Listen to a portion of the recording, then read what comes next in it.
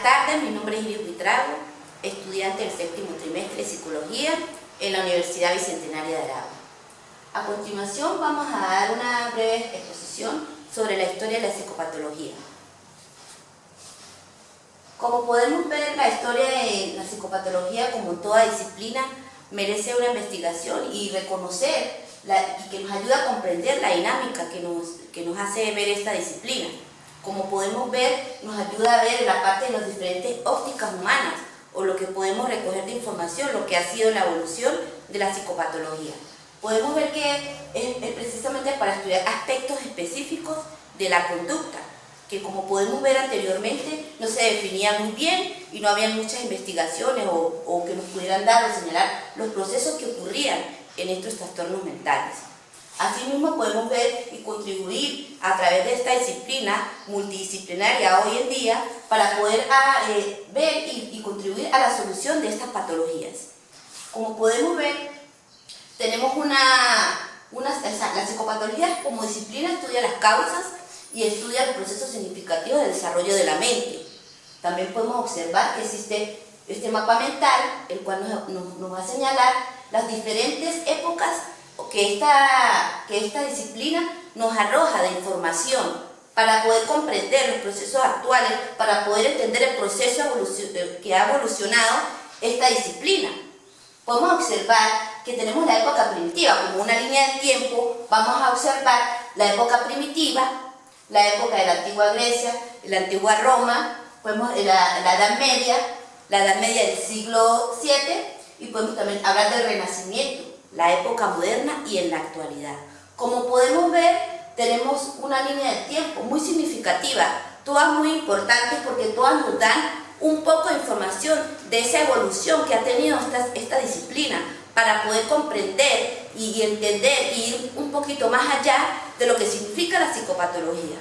Como podemos ver en la época primitiva, esto se realizaba a través de la trepanación, es decir, ellos observaban los cráneos y ellos podían hacer una investigación, mas sin embargo, en ese tiempo ellos se iban más para la parte religiosa, mas sin embargo, estos estudios arqueológicos dieron en el futuro, sí se enfocaron en esta época algo muy importante. El estudio de los cráneos dio pie a otras investigaciones que más adelante vamos a hablar. Pero podemos decir que ellos investigaron los problemas, mas sin embargo no daban bien en concreto con esto porque ellos se enfocaban más en la parte religiosa. Es importante saber que en la época antigua Grecia, antes de Cristo, podemos observar que distinguen dos comportamientos. Ahí es donde se distinguen los comportamientos normales y anormales. Esto es muy importante porque Hipócrates, él investigó las enfermedades causadas por razones naturales. Mas sin embargo, otro filósofo, Empedocles, nos dio la teoría humoral. Igualmente, Platón afirmaba que los trastornos nacían por las enfermedades o por el signo divino. En esta época, de la época antigua Grecia, ellos fueron los que distinguieron los comportamientos normales y anormales. Mas sin embargo, ellos se inclinaron un poco también, debido a la época primitiva, un poco también a esta parte religiosa. No se estaba abundando un poquito más en la parte científica. Mas sin embargo, en la época de la antigua Roma, después de Cristo, está Cicerón, Areteo y está Galeano. Ellos afirman que existe forma de problemas mentales, la insania y el furor. Ellos aplican también la teoría de los temperamentos. Está el colérico, el flemático, aquí hablan también del melancólico, el sanguíneo. Ahí, en esta parte, actualmente se hacen muchos test refiriéndose sobre esta teoría. Actualmente se utiliza también estos pacientes con problemas mentales de manera más humanitaria. Se enfoca un poco más en la parte más de motivación. En la época antigua romana, para Cicerón necesitan esta forma de problemas mentales. Insania y el furor, igualmente como Solano de Efeso, que promueve capacitar a las personas para el cuidado de los pacientes con problemas mentales. Vamos a la Edad Media. Esta es la evolución que va dando. La Edad Media en el mundo árabe y el cristianismo. Esta parte es muy importante porque en la Edad Media, en árabe, los enfermos mentales eran considerados como personas divinas para los árabes, ya que se consideraban que ellos podían decir lo que quisieran y nadie les decía nada. Ellos en esta parte protegían a estos enfermos mentales, mas sin embargo, con el choque con la cristiandad y la Iglesia Católica, ellos decían que estas personas eran poseídos por el demonio. Entonces hubo este enfrentamiento social también respecto a los problemas de los trastornos mentales. Ellos no los tenían muy bien definidos, unos iban por la parte religiosa divina y muchos de ellos no se daban cuenta que estas personas necesitaban protección y necesitaban que fueran atendidos. Por eso es que se crean centros para protegerlos, como el Hospital de Bagdad. Pero en principio, en la Edad Media Árabe, las personas con trastornos mentales eran consideradas como divinas y eran protegidas. Asimismo, en la Edad Media, en el siglo VII, Tomás de Aquino. Tomás de Aquino, ya aquí vamos juntando un poquito más a esta parte del siglo VII, vamos evolucionando un poquito más. Tomás de Aquino refiere a la ira patológica, la psicosis y la epilepsia. Ya empezaron a aparecer estos trastornos y ya se estaban identificando estos trastornos. Ya se podían atender, ya se podían identificar. En algunos casos se describían trastornos mentales y se podían hacer pruebas cognitivas donde nos arrojaban la información de que podían presentarse estos trastornos. Igualmente San Agustín se autoanaliza para comprender las emociones y así explicar los conflictos mentales. Es muy importante aclarar aquí que aquí en la Edad Media del siglo VII ya se estaba empezando a avanzar un poco más en entender los trastornos mentales, en dar esta respuesta, esta atención, y van arrojando diferentes resultados positivos, muchos de ellos, para poder entender qué está pasando dentro del comportamiento de la persona a nivel biológico. Asimismo, nos vamos a la época del Renacimiento. Fray Gilbert Geoffroy funda en Europa, aquí se funda la primera institución formal para tratar solo los pacientes mentales. Eso también fue un avance, ya de la mano con la Edad Media fue un avance. Igualmente tenemos la época moderna, los siglos XV al siglo XX. Tenemos varios autores: Thomas Phillips, la neurosis como alteración de la estructura cerebral. Aquí aparece también William Boone con la primera escuela de psicología, donde atiende la introspección, donde se atienden estas personas, donde se les consiguen los procesos del cual atenderlos para poder hacerles a ellos un tratamiento. Aparecen los trastornos, ya se conocen diferentes trastornos clínicos conocidos, comprobados, donde aparece Sigmund Freud también con el trastorno, surgen los conflictos entre el ello, el yo y el superyo. Esto es una introspección, él analiza a la persona el psiquis, ya es por un tratamiento, ya se le hace a la persona una evaluación, a esta persona ya se le consigue esta patología, entrevista con el doctor, y hay un auge también, porque ahí renace las neurociencias, aparece la evolución terapéutica, aparecen nuevos test, aparecen nuevas maneras, formas de poder evaluar a un paciente con un trastorno mental, y asimismo así diagnosticar y así actualizar y así hacer un sistema de proceso tanto sea de curación como de poder identificar ese trastorno. Aquí tenemos varios autores: William Boone, Sigmund Freud también, con la introspección, muy utilizada la introspección porque fueron los primeros, como se puede decir, las primeras entrevistas clínicas que se hicieron para poder alcanzar a llegar a esta persona para poder entender este trastorno mental. Actualmente todo esto tiene mucho que ver, porque una cosa lleva a la otra, en el sentido de que ha habido muchos aportes. Desde la época primitiva hasta el aporte de la arqueología, desde la época de Grecia los comportamientos cuando se identificaron, de la época de la antigua Roma también diferentes teorías de temperamento, o sea que cada una de ellas han aportado. Actualmente las nuevas tecnologías nos han servido muchísimo, porque en el campo de la psicología y la psiquiatría han nacido muchos campos de investigación. Ya tenemos manuales, tenemos funcionamiento de la imagenología, tenemos rayos X, tenemos tomografías, tenemos la parte biológica, tenemos la parte de laboratorio, tenemos cómo saber identificar a la persona a nivel biológico, orgánico, poder descubrir, poder saber qué trastorno a nivel cerebral tiene, o si en la parte orgánica de algún órgano de su cuerpo puede alterar, puede crear un trastorno mental. Tenemos el electrofalograma, electromiografía, la bioanálisis, como lo dije anteriormente, y partes del sistema nervioso que pueden segregar hormonas que alteren el trastorno mental. Es muy importante saber que actualmente tenemos muchas herramientas científicas, biológicas, tecnológicas que nos ayudan para poder evaluar al paciente, para poder tener un proceso de poder investigar, de poder saber, de poder entender qué está pasando con esta persona, qué está pasando en su mente, qué está pasando en su cuerpo, que le está afectando su mente, su cerebro y su conducta. Asimismo, podemos decir que, bueno, a los pacientes psiquiátricos a lo largo de la historia de la humanidad se les da un trato, como todos sabemos anteriormente. Se consideraban personas que eran demoníacas en la edad primitiva. Obviamente no lo eran, tenían un trastorno, no se les sabía identificar qué era.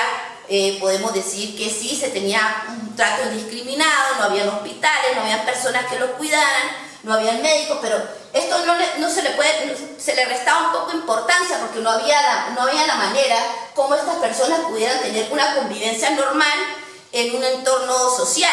Eran un poco discriminados. Actualmente en la historia de la humanidad podemos decir que ese abordaje no se ha hecho del todo. Vemos todavía actualmente algunos casos no se ha tratado de verdad como debería ser. Muchas instituciones también han querido, pero no se trata. Hay como una discriminación en ese aspecto, en la parte social. Y como toda enfermedad se presenta muchos panoramas, el cual pues tenemos que evaluar, tenemos que ver la convivencia, si es curable, no es curable, los avances, el abordaje de esta persona.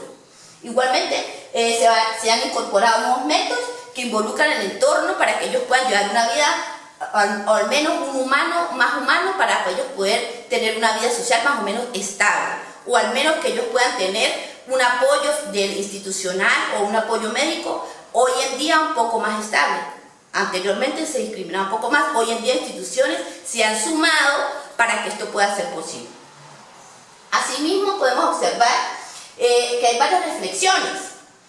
Podemos observar, bueno, los pacientes con alteraciones mentales a lo largo de la historia.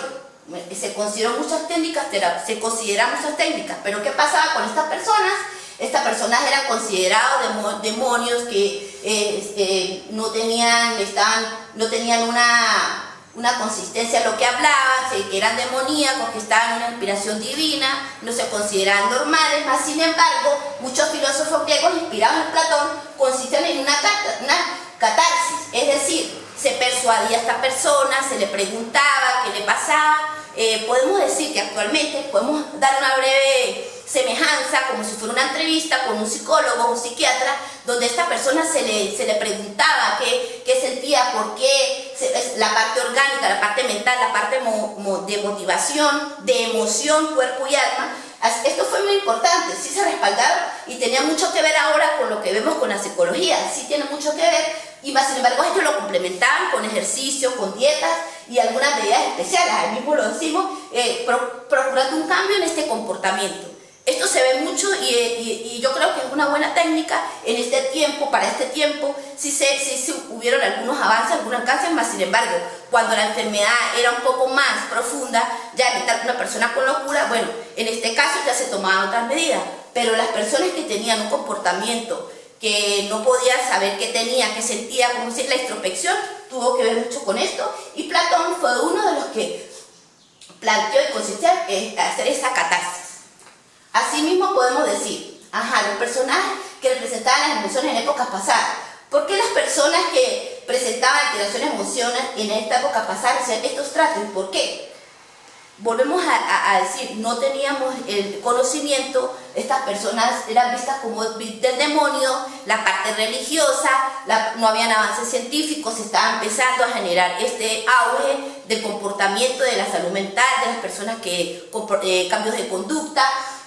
No tenía una explicación terrenal para ellos, siempre lo vieron a la parte divina, a la parte religiosa. Por eso fue que hubieron muchas aperturas de postura un poco menos radicales que fueron anclando y se fueron trascendiendo en el cerebro, que han permitido evidenciar que estas causas internas y externas podían ser generadas de trastorno, no solamente de una parte divina o del demonio, podían ser, este paciente podía ser tratado, este paciente podía ser sanado o podía adaptarse a una sociedad un poco más tratado, un poco más que se entienda su problema, que se pueda hacer un tipo de tratamiento, o al menos entender que esta persona puede tener una vida normal o un trato más acorde. Asimismo podemos también decir que en los momentos históricos, cuando se le comienza a dar una connotación seria y respetuosa a las alteraciones mentales, hacia el siglo XX, se le dan las connotaciones más biológicas. Es decir, la enfermedad mental ya es reconocida como una enfermedad biológica, la cual se le puede tratar con mayor relevancia, observaciones clínicas del trastorno mental, los primeros, o sea, se puede ver la parte biológica, la parte genética, se puede observar que hay avances científicos donde podemos decir que se descubrieron la esquizofrenia, la psicosis, la depresión. Aquí podemos y reconocemos el protagonismo de muchos de los autores, por lo menos Sigmund Freud, él fue uno que son las teorías psicoanalíticas. Ahí nace el psicoanálisis, donde se hace la introspección de la persona, donde se empiezan a investigar enfermedades mentales que siguen naciendo, comportamientos que dan pie a información sobre estas enfermedades y la comprensión de su existencia, la comprensión para poder tratarlos, para poder atenderlos como un medio terapéutico. Estos acontecimientos se dieron quitando el misticismo, quitando los trastornos que se podían ver de la parte del demonio, que hubieron aportes que fueron más científicos, donde se fueron entregando a darse cuenta de que no solamente era una parte divina, que era una parte demónica, sino una parte biológica de la persona, donde fue desarrollando un trastorno y allí mismo se le fue buscando las causas que lo afirmaban de algo que ya no era sobrenatural, sino algo que ya era algo muy biológico y que no deja de interpretaciones que fueran irracionales. Por eso mismo, el momento histórico, cuando se le comienza a dar esta connotación seria, es en el siglo XX. Obviamente, con la ayuda de muchas investigaciones científicas que dieron pie y comprobaron que esto podía ser tratado, que esto podía ser ayudado, podían ayudar a estas personas, donde podían hacer un criterio, donde podían hacer un diagnóstico y también podían hacer ellos mismos podían hacer mismo la terapia o ayudarlos para poder salir de este problema de salud mental. Igualmente, como observamos, el personaje considerado con mayor aporte, en este caso fue Emil Kraepelin, aportó la base de la psicopatología, basada en la descripción de los síntomas, combinación orgánica, clasificación, sistematización, descripción, diseño cuadros clínicos donde se podía investigar. Fue el precursor de la psicopatología de carácter experimental, científico, donde se podía comprobar ampliamente los estudios realizados en Alemania. Emil Kraepelin fue el que aportó esta base de psicopatología, donde se podía estudiar, donde se podía comprobar científicamente, sistemáticamente, donde podían comprobar, es decir, diseñar cuadros clínicos, entrevistas con estas personas, clasificarlos y qué trastorno tenía, pues distinguir casos que coincidían, casos que no coincidían, bajo una investigación científica comprobada. Igualmente podemos decir que Emil Kraepelin aportó la base de la psicopatología. Él es el principal personaje que aportó en el campo de la psicopatología. Asimismo podemos ver que el tratamiento, el paciente psiquiátrico está tratado a nivel mundial. Sí podemos decir que es tratado, hay avances científicos, tenemos la tecnología, tenemos herramientas, tenemos manuales, podemos hacer un servicio. Ahí podemos contar con servicios públicos que los atienden, se puede decir que de manera eficiente, pero hace falta un poco de esta parte como de aceptación, esta parte de como que involucrarse, tanto los pacientes como sus familiares. Muchas veces observamos personas que están atendidas en una institución, pero la familia no se involucra, donde podemos observar que sí, tienen todo, pero no se le da las herramientas para que ellos puedan salir a la sociedad, poder defenderse aún teniendo un trastorno. Si hay avances significativos, tenemos todas las herramientas, hay una debilidad en cuanto a esto, aún hayan pasado tanto tiempo. Actualmente, con todas las tecnologías, con todas las herramientas, podemos decir que hay una debilidad a nivel mundial, no solamente por decir aquí en Venezuela, que observamos que hay bastante debilidad, pero a nivel mundial sí hay más herramientas, hay más posibilidades, hay más ayuda de las instituciones, pero vemos que esta parte como que la tienen un poco discriminada. Más sin embargo, pues sí hay la atención, sí es tratado eficientemente a nivel mundial. Podemos decir que sí están las herramientas y está la voluntad, pero hace falta involucrar otros factores.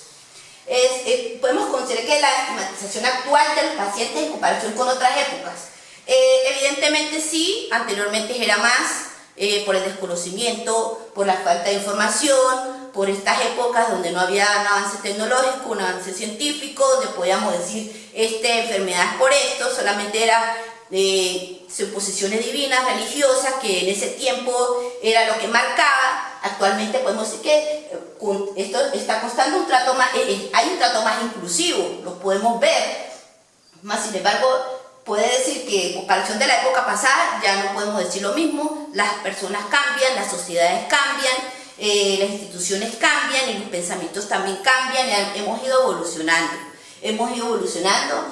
Pues un trastorno mental no tiene por qué ser una condición, una persona con un trastorno mental puede tener una vida relativamente normal, si es tratada, si es socialmente aceptado, donde hay políticas que lo acepten, donde hay recursos que lo ayuden. Entonces sí se puede decir que sí están visiblemente, los están atendiendo. Sí, no podemos decir que como antes sí ha habido un avance. Asimismo, podemos decir que la atención a las alteraciones mentales en el mundo actual, mayor inversión en salud pública, hay un buen servicio, hay gremio médico, hay psicólogos, hay psiquiatras y existe una unidad de criterios. Debe existir la unidad de criterios, más sin embargo, pues sí han tratado que esto sea visible y sea viable y se vea comprobado que sí hay una atención. Igualmente podemos decir que bueno, hay diferentes instituciones, tenemos el grupo AIMAD-MENI, el Centro para la Investigación sobre la Enfermedad de Alzheimer, y tenemos el Children's Special Hospital. O sea, hay 3 instituciones que están muy enfocadas en el tratamiento y cuidado para estos pacientes, también para los niños.